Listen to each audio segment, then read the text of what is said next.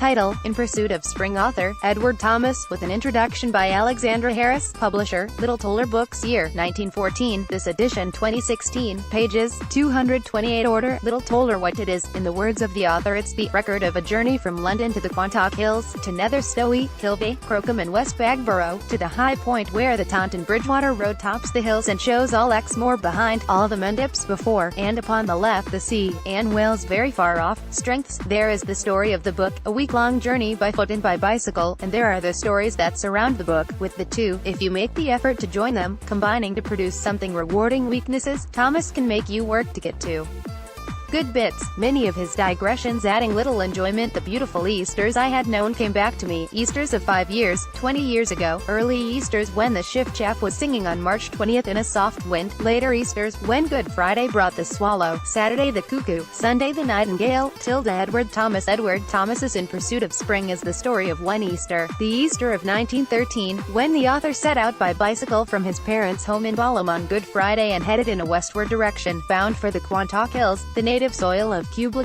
Christabel, and the ancient mariner, where Coleridge fed on honeydew and drank the milk of paradise, aiming to arrive just as spring arrived there too. That's what the book is about anyway. But In Pursuit of Spring comes with a story that exists outside the book, the story of another Easter, that of 1917, the story of Thomas's death in the Great War, killed on Easter Monday, the first day of the Battle of Arras. It also comes with yet another story, the story of another journey, the journey of a man who made a living, in his own words, as a hack writer but was about to step out of the comfort and safety of prose and into the world of poetry. Since his death in 1917, Thomas has come to be revered and cherished as one of Britain's war poets. He has also come to be respected for his contribution to poetry, his verse straddling two different eras of poetry, the Georgian world of Sassoon and Graves and the modernist world of Pound and Eliot, and considered influential by poets such as Ted Hughes. At the time of his death in 1917, though, Thomas had yet to publish a collection of poetry under his own name. His first tentative step had appeared the year before, 6 poems, under the pseudonym of Edward Eastaway, and the first collection that would appear under his own name, Poems, wasn't published until 6 months after the poet was dead. Alexandra Harris, in her introduction to this edition of In Pursuit of Spring, notes how the book is read by some today, as a work in progress, the material from which poetry emerged. It was reading In Pursuit of Spring that made the American poet Robert Frost advise his English friend to turn to poetry, later writing that Thomas then was writing as good a poetry as anybody alive, but in prose form where it didn't declare itself and gain him recognition. There is a poet's cadence to Thomas's words. Matthew Hollis, one of Thomas's army of biographers, points to Thomas writing, a robin sang in one of the broadooks, whether anyone listened or not, and notes that that is iambic pentameter, or that trochaic pentameter can be found where Thomas writes, many days in London have no weather. But the poetry of In Pursuit of Spring is more than just the rhythm of the words, it's in the words themselves, and the way they're played. Consider this passage, a prelude to the journey, Thomas describing London in the months leading up to Easter, that long, slow, climb from the depths of winter to the promise of spring. The wind blew from the northwest with such peace and energy together as to call up the image of a good giant striding along with superb gestures, like those of a sower sowing. The wind blew and the sun shone over London. A myriad roofs laughed together in the light. The smoke and the flags, yellow and blue and white, waved tumultuously, straining for joy to leave the chimneys and the flagstaffs, like hounds sighting their quarry. The ranges of cloud bathing their lower slopes in the brown mist of the horizon had the majesty of great hills, the coolness and sweetness and whiteness of the foam on the crests of the crystal fountains, and they were burning with light. The clouds did honor to the city, which they encircled as with heavenly ramparts. The stone towers and spires were soft, and luminous as old porcelain. There was no substance to be seen that was not made precious by the strong wind and the light divine. All was newly built to a great idea. The flags were waving to salute the festal opening of the gates in those white walls to a people that should presently surge in and onward to take possession. Princely was to be the life that had this amphitheater of clouds and palaces for its display. Born in 1878, Thomas was just a couple of weeks past his 35th birthday when he set off on Good Friday 1913 on his week-long journey to the Quantocks. Married and with 3 children, he saw himself as something of a hack writer, producing words to order. Literary criticism, biographies, fiction, travel books. By 1913, he was writing several books a year, with 4 appearing in 1913, a critical study of the essayist Walter Pater, a semi-autobiographical novel, The Happy-Go-Lucky Morgans, and 2 travel guides, The Icknield Way and The Country. And this alongside the regular reviews he was writing for the Daily Chronicle and others. In Pursuit of Spring was written in a 2-month period, April and May of 1913, sometimes at a rate of 4,000 words a day. It is, in other words, a piece of hack work. Not unlike many of the cycling books published today, the complete book of this, the definitive guide to that, except that where many of those books won't be remembered even a decade thence, In Pursuit of Spring is still being read a century after its creation. And not just as a work in progress, the material from which poetry emerged. Why? One reason is that it has a certain utilitarian value, a guidebook preloaded with nostalgia for a golden age, England on the eve of the Great War. You can follow in Thomas's wheel tracks, seeing how much has changed, marveling at how much is pretty much the same as it was. Unday did it in Cyclogeography, Max Leonard did for Pannier Journal. Jack Thurston has a ride based on Thomas's journey in his latest guidebook, Lost Lanes West Country. Many others have done the journey and blogged about it. Some have even stretched their pursuit of Thomas into book form. For those who can't be bothered with oversubscribed and unimaginative sportives but still seek a little direction to their touring, recreating Thomas's journey has something going for it. This latest edition of the book adds something else for the would-be traveler, photographs, allowing the traveler to compare Thomas's world, dirt-packed roads, few cars, quiet villages, with the world of today. Can In Pursuit of Spring simply be read as a good book? Yes and no. Edna Longley has described Thomas's travel books as being a mix of observation, information, stories, portraits, self-portraits, literary criticism, and reflection. All of that is present here, particularly the portraits and literary criticism, with Thomas a sort of flanner on wheels, alive not just to the physical world around him but also to its links with the past, chiefly those of a literary nature. Box Hill sees Thomas thinking and talking of George Meredith. Farnham recalls William Cobbett. I looked in vain for a statue of Cobbett in Farnham.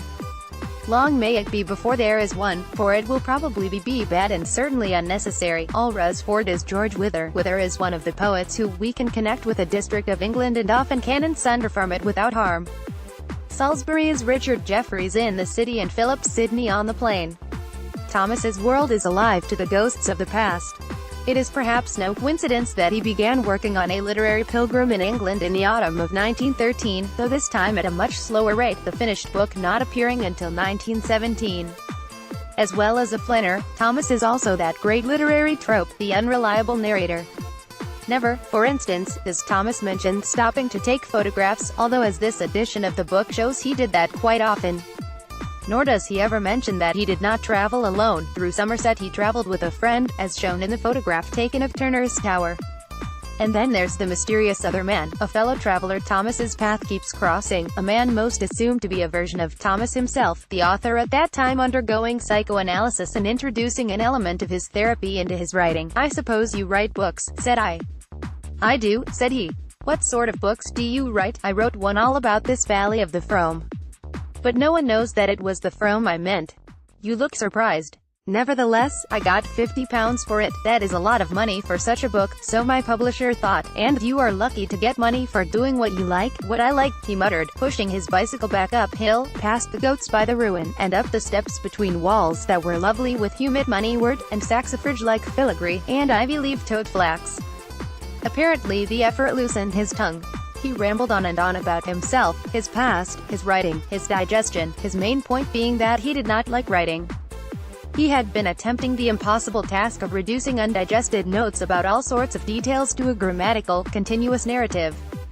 He abused notebooks violently. He said that they blinded him to nearly everything that would not go into the form of notes, or, at any rate, he could never afterwards reproduce the great effects of nature and fill in the interstices merely, which was all they were good for from the notes. The notes often of things which he would otherwise have forgotten had to fill the whole canvas. Whereas, if he had taken none, then only the important, what he truly cared for, would have survived in his memory, arranged not perhaps as they were in nature, but at least according to the tendencies of his own spirit. Thomas is also unreliable because some of what he writes is recycled from previously published work, padding to meet the required word count, such as a 4-page tragic story about a pair of sisters, Martha and Marie, who lived in the country near Oldhurst, a place that, in the real world, exists on no map. Thomas's telling of their story is inspired here by a name he sees in a graveyard in Alresford, but at least one Thomas scholar thinks the story itself may originally have been inspired by Maurice Maeterlinck. When Oldhurst appeared in 1911, Edward was working on his study Maurice Maeterlinck, in which he reviewed Maeterlinck's play L'Interieur, telling the story of a peasant family in a house standing in an old garden planted with willows, where the only characters who are named are a daughter Martha and a granddaughter Mary, in an unfolding tragedy of the death of a child. The rattlebag nature of In Pursuit of Spring can be somewhat off-putting. Thomas's literary tastes are out of fashion, while digressions on clay pipes and waterproofs will not be everyone's cup of dried leaves boiled in water. But it can still be a rewarding read. Few authors soundtrack the countryside quite the way Thomas does. Venus, spiky with beams, hung in the pale sky, and Orion stood up before me, above the blue woods of the horizon. All the thrushes of England sang at that hour, and against that background of myriads I heard 2 or 3 singing their frank, clear notes in a mad eagerness to have all done before dark, for already the black birds were chinking in shifting places along the hedgerows.